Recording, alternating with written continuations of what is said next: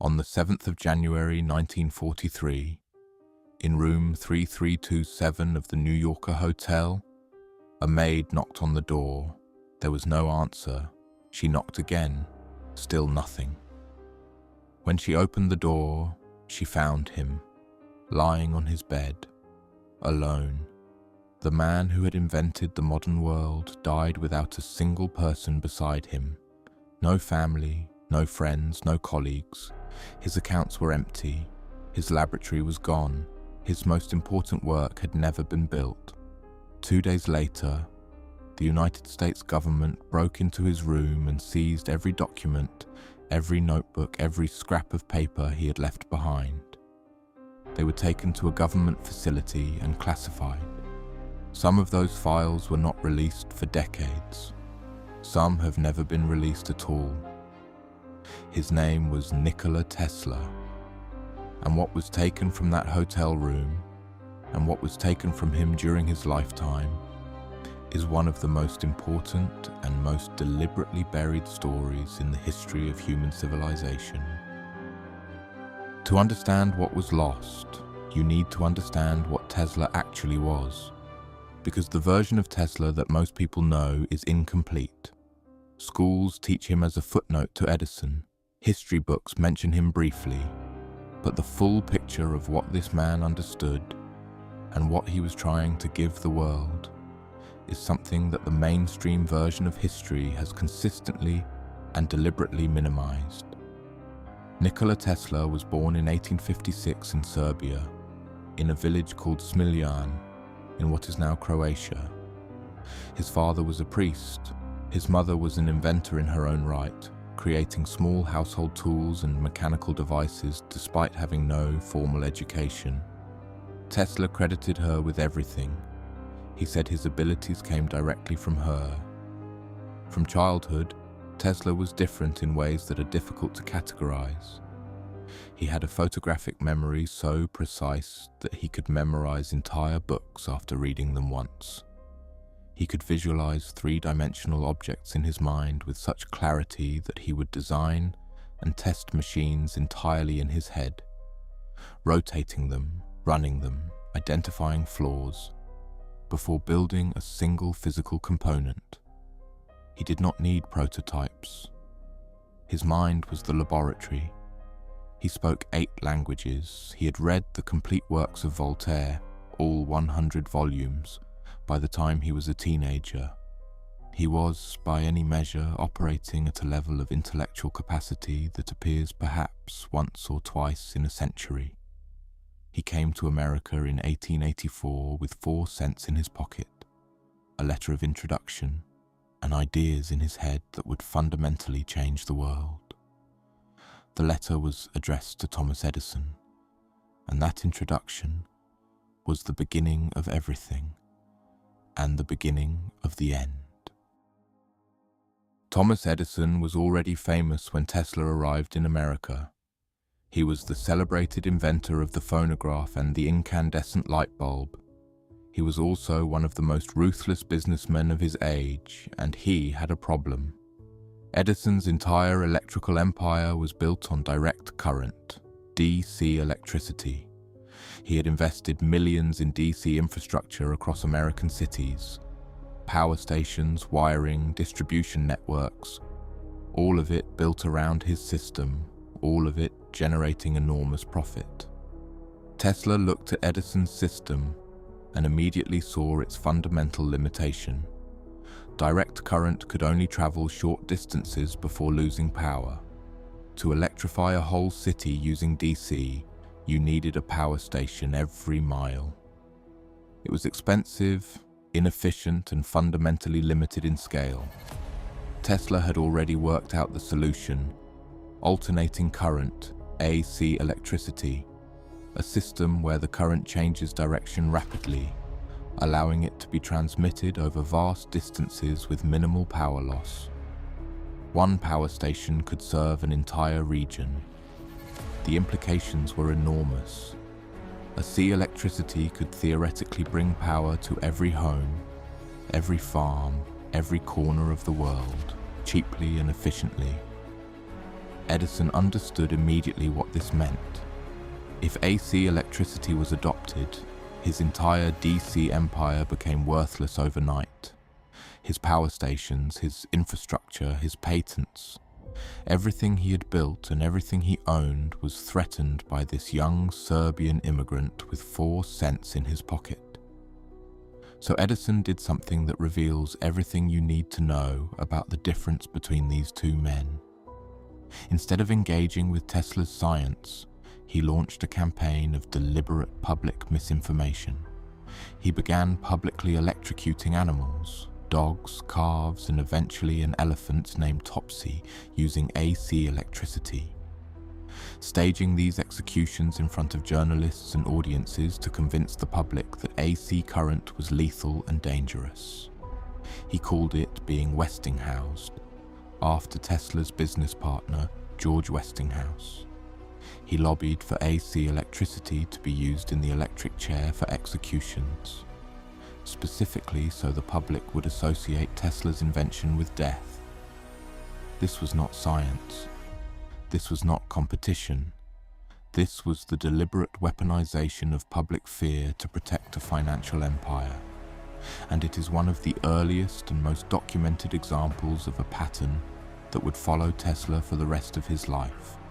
Powerful men using every tool available to suppress what he had discovered. Tesla won the War of Currents. The 1893 World's Fair in Chicago was illuminated entirely by AC electricity, the first time a major event had been powered this way. The contrast with Edison's DC system was undeniable. Alternating current-powered Niagara Falls. It became the global standard. Every home, every city, every industrial facility on Earth today runs on the system Nikola Tesla designed. Edison's name is on light bulbs in every school textbook. Tesla's name was almost erased from history entirely. Think about that for a moment. The man whose system powers the entire modern world was nearly written out of the story of the modern world. But winning the War of Currents did not make Tesla rich. It made Westinghouse rich. Tesla, in a gesture of extraordinary generosity that he would come to regret, tore up his royalty contract with Westinghouse when the company was in financial difficulty. He gave up what would have been hundreds of millions of dollars in royalties. He said he did it because Westinghouse had believed in him when nobody else did. He walked away from a fortune because of loyalty. It was the decision that sealed his fate. Without those royalties, Tesla had to depend on investors for every subsequent project. And investors, as Tesla was about to discover, do not fund ideas that threaten the existing order. In 1899, Tesla went to Colorado Springs and conducted a series of experiments that changed everything he understood about electricity and energy. Working alone in a laboratory he built himself, he discovered that the Earth itself was electrically resonant, that the planet could be used as a conductor, that energy could be transmitted not through wires, but through the Earth and through the air itself. He lit 200 light bulbs wirelessly from 25 miles away. He created artificial lightning bolts 130 feet long, the largest man-made electrical discharges in history at that point.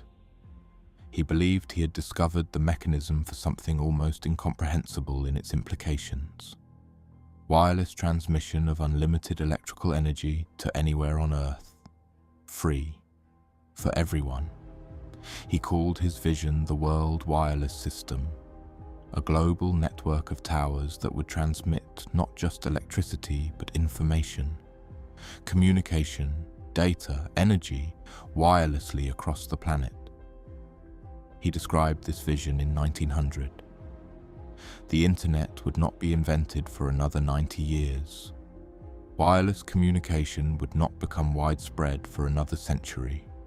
Tesla had seen it all, and he wanted to give it to the world for nothing. He found an investor.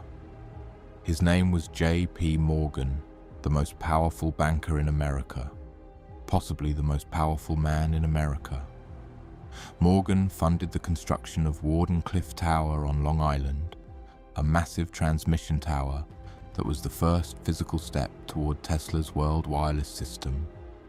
And then, Morgan found out what Tesla was actually building. Not just a communication tower, a free energy transmission system, a tower that would allow anyone anywhere in the world to draw unlimited electrical power from the air, for free. No meter, no bill, no profit. Morgan pulled the funding immediately. He is reported to have said words that have echoed through history ever since. If anyone can draw on the power, where do I put the meter? There was no business model in free energy. There was no profit in giving humanity something for nothing.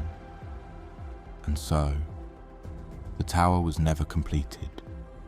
In 1917, it was demolished. Tesla's greatest dream, physically torn down and sold for scrap. Let us pause here, because what J.P. Morgan did to Tesla is not just a story about one investor and one inventor. It is a case study in something that has repeated throughout human history with almost mechanical regularity. The suppression of transformative knowledge by those whose power depends on the existing order remaining unchanged. Morgan was not evil in the way that villains in stories are evil. He was rational. He was protecting an investment. He was protecting an entire economic system built on the metered sale of energy. Free wireless electricity did not just threaten Morgan's profits. It threatened the entire framework of industrial capitalism as it existed in 1900. If energy was free, the leverage that energy companies, utility companies, and the financiers behind them held over governments and populations vanished overnight. This is what Ibn Khaldun understood. This is what Machiavelli understood. Power does not fight ideas because ideas are wrong. Power fights ideas because ideas are dangerous. The most dangerous idea in the world is not a false one. It is a true one that threatens the wrong people. Tesla's free energy was not a fantasy. His mathematics were sound. His experiments at Colorado Springs had proven the principle worked. What stopped Wardenclyffe was not science. It was economics. It was the rational calculation of a powerful man that a world with free energy was a world in which his power no longer existed. And so the tower came down. And Tesla, without Morgan's funding, increasingly unable to attract other investors who had heard what happened with Morgan, began the long, slow descent into poverty and obscurity that would end in that hotel room in 1943. What most people do not know about Tesla is that Wardenclyffe was not his only suppressed idea. It was simply the most dramatic example of a pattern that defined his entire career. Tesla consistently invented things that the world was not ready for, or more precisely, that the people who controlled the world were not ready for. In 1898, Tesla demonstrated the world's first radio-controlled boat to a crowd in Madison Square Garden. The audience thought it was a trick, a hidden person inside the boat. Magic. The concept of remote control was so far beyond what people could imagine that they literally could not process what they were seeing. The patent was filed. It was largely ignored. Radio control would not become widespread technology for another 50 years. Tesla described a device in 1926 in an interview that was published and then forgotten that sounds remarkably like a modern smartphone, a device that could fit in a vest pocket, that would allow a man to call anyone anywhere in the world, that would transmit not just voice but images, that would connect every human being on Earth in a single communication network. He described this in 1926. The smartphone would not be invented for another 80 years. He worked on what he called a death ray. a directed energy weapon that could destroy aircraft from the ground at distances of hundreds of miles. He offered it to multiple governments as a defensive weapon that would make war impossible, because any nation that possessed it could destroy any invading force before it crossed its borders. Every government he approached declined. After his death, the FBI seized all his papers on this device. They have never been fully released. He described principles of resonant frequency that are only now being explored in modern physics. He spoke of understanding the nature of cosmic energy in ways that contemporary quantum physicists say anticipated discoveries that were not made until decades after his death. In 2018, Elon Musk named his electric car company Tesla. He said he did it because Nikola Tesla was the greatest electrical engineer who ever lived and deserved to be remembered. There is an irony in this that Tesla himself might have appreciated. The man who wanted to give free energy to the world has his name on the most expensive electric cars on the market. Tesla's FBI files were partially released under the Freedom of Information Act. They reveal that J. Edgar Hoover personally supervised the classification of Tesla's papers, that multiple government agencies were involved in the seizure of his work, that certain documents were flagged as being of national security importance. What exactly constitutes a national security risk in the notebooks of a dead inventor has never been explained. Perhaps it is nothing. Perhaps the classified papers contain nothing more than the half-finished thoughts of a brilliant old man in a hotel room. Or perhaps they contain what Tesla said they contained: a dynamic theory of gravity, a working directed energy weapon, the early designs of a free energy transmission system that was closer to completion than anyone has been allowed to know.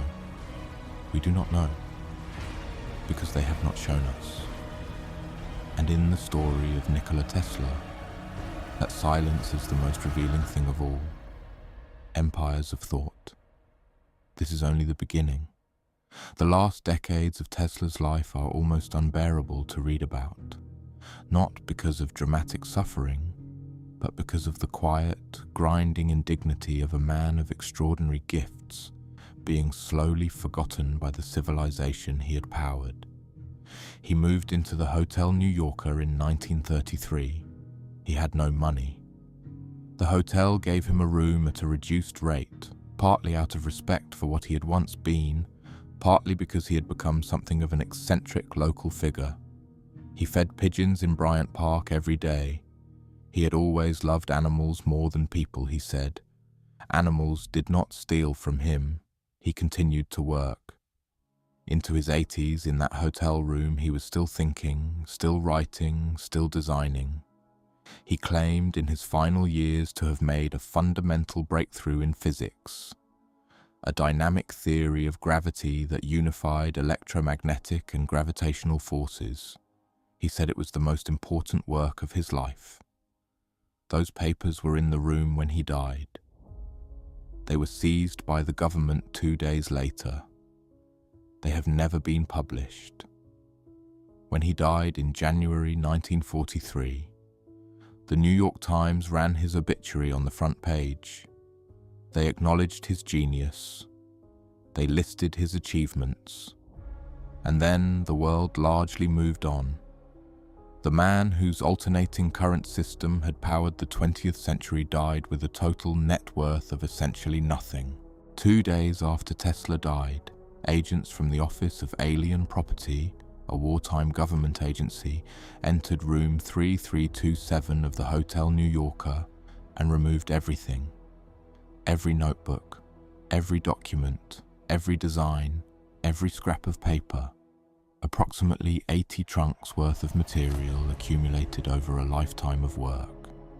The official explanation was that Tesla, despite being an American citizen since 1891, was technically born in what was then part of the Austro-Hungarian Empire, and his papers therefore fell under wartime alien property regulations. This explanation has been disputed by historians ever since. Tesla had been an American citizen for over 50 years. The legal justification was thin at best. The more significant question is what was in those 80 trunks. We know some of what was there because Tesla had spoken and written about his later work. The dynamic theory of gravity, the directed energy weapon, advanced work on resonant frequency and wireless energy transmission, work on what he described as a thought photography machine, a device that could capture images of thoughts directly from the human brain, work on what he called a teleforce weapon capable of effects that sound, by modern standards, like directed energy weapons of extraordinary power. Some of Tesla's papers were eventually returned to the Tesla Museum in Belgrade, which holds a significant collection today. But the most sensitive material, the work on directed energy, the later physics, the classified weapons research, remains in US government hands. Requests under the Freedom of Information Act have been partially fulfilled. Partially. The rest remains classified. 80 years after his death, the papers of a dead inventor, still too dangerous to release. Here is the question that Nikola Tesla's life demands we ask. Not just what did they take from him, but what did they take from us? If Wardenclyffe had been completed, if J.P. Morgan had not pulled the funding in 1903, the world might have had free wireless electricity a century ago. Think about what that means. Every war fought over oil might not have happened. Every community kept in poverty by the cost of energy might have been lifted out of it. Every nation held hostage by energy dependency might have been free. We will never know. Because a banker asked, "Where do I put the meter?" and the tower came down. The philosopher Bertrand Russell wrote that the fundamental cause of trouble in the world today is that the stupid are cocksure while the intelligent are full of doubt. Tesla was full of doubt about himself, about his place in the world, about whether people were ready for what he knew. The men who destroyed him had no doubts at all. They knew exactly what they were doing and exactly why. Tesla said near the end of his life, "The present is theirs. The future for which I really worked is mine." He was right. Every time you turn on a light, every time you charge a phone, every time a city blazes at night against the darkness, that is Tesla's future. It arrived. He just never got to see it acknowledged as his. In 2018, Elon Musk named his electric car company Tesla. He said he did it because Nikola Tesla was the greatest electrical engineer who ever lived and deserved to be remembered. There is an irony in this that Tesla himself might have appreciated. The man who wanted to give free energy to the world has his name on the most expensive electric cars on the market. Tesla's FBI files were partially released under the Freedom of Information Act. They reveal that J. Edgar Hoover personally supervised the classification of Tesla's papers, that multiple government agencies were involved in the seizure of his work, that certain documents were flagged as being of national security importance. What exactly constitutes a national security risk in the notebooks of a dead inventor has never been explained. Perhaps it is nothing. Perhaps the classified papers contain nothing more than the half-finished thoughts of a brilliant old man in a hotel room.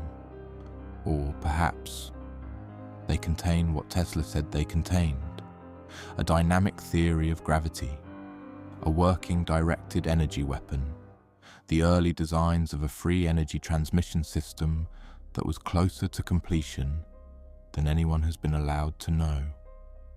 We do not know, because they have not shown us. And in the story of Nikola Tesla, that silence is the most revealing thing of all. Empires of thought. This is only the beginning.